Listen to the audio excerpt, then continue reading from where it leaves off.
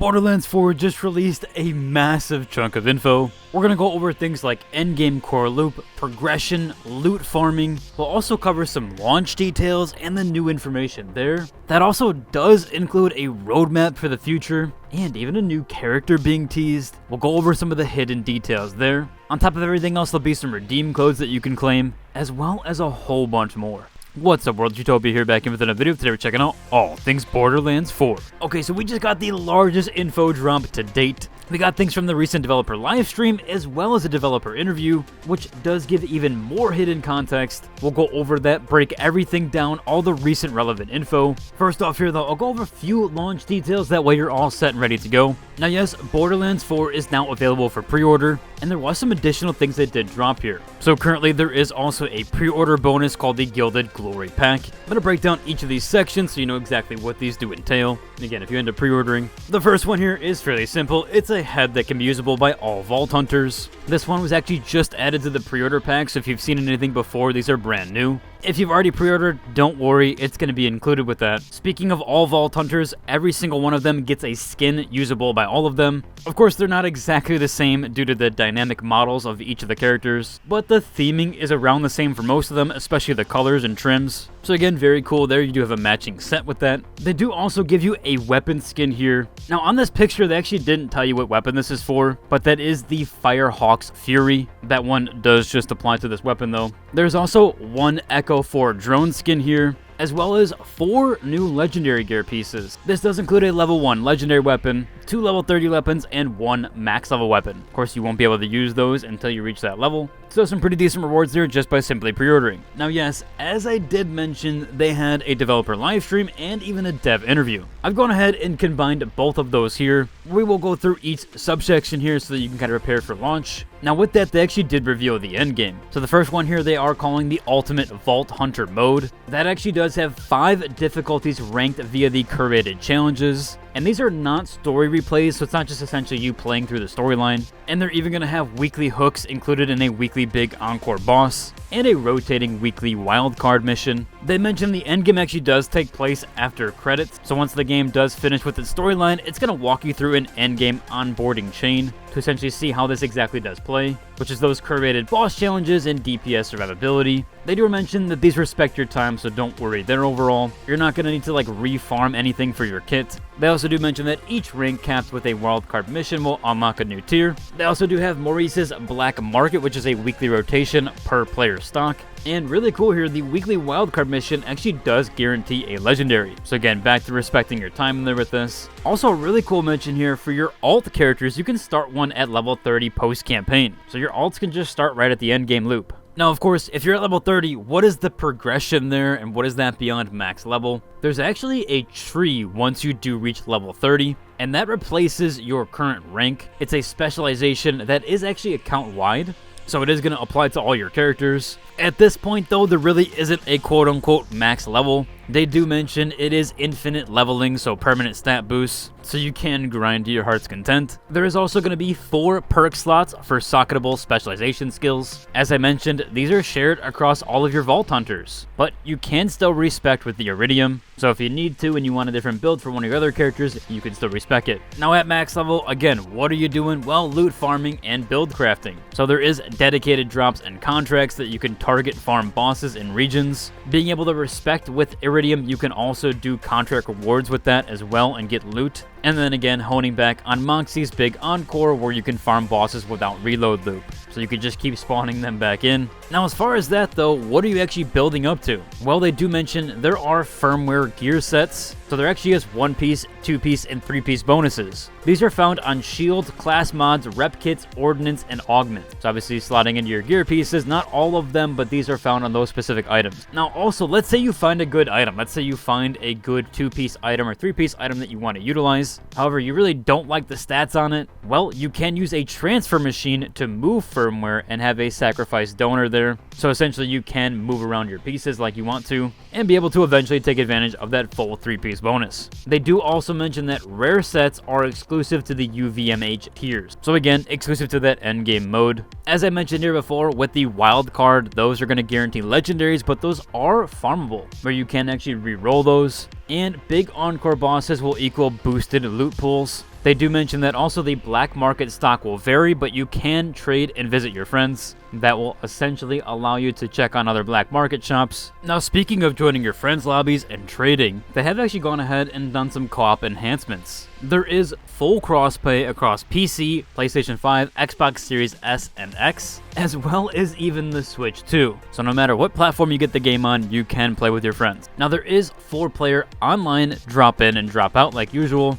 The consoles also do offer 2-player split screen. Of course, aside from the PC or Switch 2, those don't have split screen. Now, really cool here, they actually do have instant looting. So no longer can you ninja loot something. It will just be whatever your instance has for your loot. Now, this does have dynamic level scaling. So if you are playing in a group of 3, the enemies will be a little bit harder than when you are solo. But another really cool thing here is they have per player difficulty sliders. So if someone wanted it a bit easier in the game, they can actually tune down the difficulty for themselves. It's actually kind of cool there overall. Although I could see that being a bit cheesy. Still, that's actually a pretty cool accessibility feature. Kind of hope you could turn it off for certain lobbies though. Like if you wanted to host a lobby, you could turn off the per player difficulty settings. That way you kind of maintained the fairness for yourself there. You might make the argument while I'm playing with friends, they don't always listen. I'm not sure if you guys have ever hosted your own Minecraft server, but yeah, not everybody plays by the rules. Still a cool feature nonetheless. Another really cool one, and a lot of games have been adding frequently, is the fast travel directly to teammates. That one's awesome there, so that you can just jump right in, play whatever they're doing, and you don't have to run around to get to your nearest teammate. Now, there was actually 2 additional things here, again from the dev interview as well as the developer livestream. They go on to talk about the post-endgame launch, or better known as a roadmap. Now, they have 2 different sections here. One is a free one, and one is the paid tier. So for the free post-launch endgame, they are going to be adding invincible raid bosses, which are free arena-style Uber bosses with unique loot. What's kind of cool here is these are actually landing this year, Q4 2025. So seemingly before Christmas, you're going to be getting some post-launch endgame updates, which of course does include some new UVHM levels, so some more tiers that you can grind. There's also the pearlescent gear that's returning, which is ultra rare tier above even legendary. However, this one did get pushed into Q1 of 2026, and that will coincide with Bounty Pack 2. I will go over here what Bounty Packs are. These are in the paid section now. So for the paid section, there's going to be 4 Bounty Packs. These are mini storylines, new bosses, and even legendaries that you can utilize. That's going to include some cosmetics, which are skins, echoes, and even vehicle skins. Each will contain a vault card with 24 cosmetics and 4 new gear pieces. They do mention those vault cards will never expire, and you'll have endless rerolls of those. So pretty cool there overall. On top of the bounty packs, there's actually going to be 2 story packs. Now, these are full campaign DLCs with new loot and zones. Each will add a new playable Vault Hunter, which I'll go more details here on that in a second. But first, they do mention that the story pack 1 will be Mad Ellie and the Vault of the Damned. So they already have a name for it. That one also does come out Q1 2026. So alongside the pearlescent gear returning. Last up here for the post-launch roadmap, they do mention here one more additional event that is not paid. That begins August 2025, called the Horrors of Kraos. And that's a Halloween seasonal mini event with loot and cosmetics. So really cool there. They'll probably have a Christmas one, I'm guessing too. Probably for all the major holidays. That's a really cool one, and glad to see those as well. Now, jumping back quickly, we did have that new Vault Hunter that they also did actually tease as well. So we did get an image here. This was from the PAX West teaser, and this is the first DLC Vault Hunter that will be coming in Q1 2026. Now, they do mention we're going to learn more about this character at the Tokyo Game Show in September. So when they do unveil this, I will be covering it. Now, that story pack 1 actually does have a cosmic horror theme to it.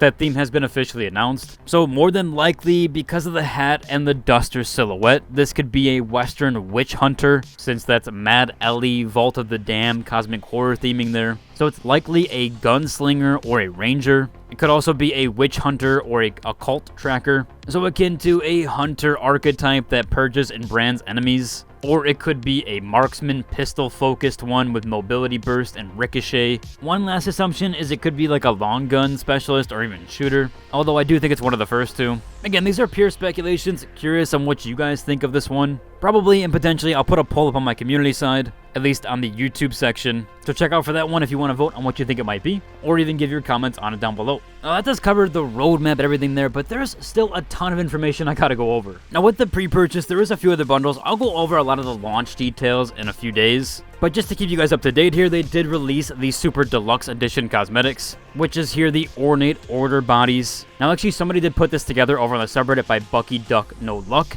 who took some screen caps here, showcases exactly what these cosmetics do look like for each character. And as you can see by now, a lot of these actually are unique compared to the gilded ones that you get just for pre-ordering. So these are kind of dynamic from one to one, but also their theming is a little bit different. Still pretty cool there. If you wanted to get the Super Deluxe Edition, these are what are going to be offered to you. So you can see all the different color combinations here and the dynamic models for each. Moving on here, there's some community mentionables. Some of these are actually official though. This first one, if you did miss out on the Twitch drops from the PAX West panel, you actually do have one more chance here. This is going to happen on August 31st at 1 p.m. Pacific time, and they're going to rerun the VOD from PAX West panel. So they did do this because there was actually some issues going on. And remember, this live stream was only about 3 hours long. They might do an intro segment or at least kind of like have teasers in the beginning to make it 4 hours. But you should try to watch nearly the whole thing so that you can claim this Twitch drop, just in case any funny business goes on. So yeah, again, tomorrow, 1 p.m. Pacific time, 3 p.m. Central time, or 4 p.m. Eastern. That is when you can still claim this Twitch drop here. Speaking of that, I did mention there is a redeem code that you can get right now.